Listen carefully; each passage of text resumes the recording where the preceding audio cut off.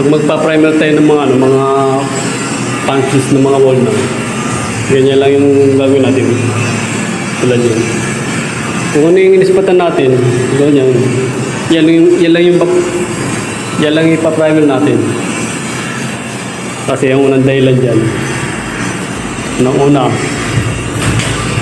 access sa materials yung pag ano, binuo mo yan eh. Kaya kailangan kung halimbawa ito yung nispatan mo tulad yan, yan lang ipa-primer mo. Tulad niya yan. Puro mga inispatan lang yan. Kasi pag di mo pina-primer yan, ang mangyayari dyan, parang siya, pag yung dinirekta mo sa kulay, magpipiklat siya.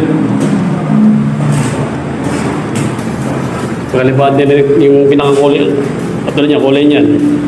Tapos yung masilya mo, hindi mo na pina-primer. Magiging resulta, magpipiklat siya. Kaya napaka-importante yung, ano, yung primer bago natin i-final coating. Yan ang kahalaga ng primer.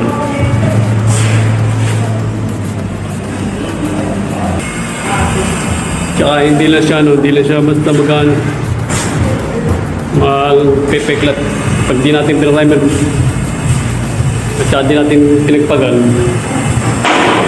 magkano siya yung isang matutuklap siya pag talagang hindi mo pina-primer. Kaya bago tayo final coating, talagang napansin natin ng primer talaga. Nagasiling yan. Tapos meron pa rito sa kwarto. Yan. Pinarayan din yan.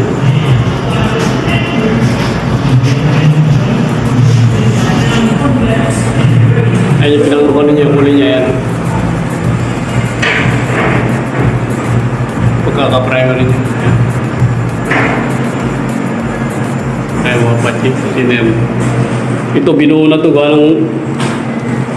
binuong masilya yan eh.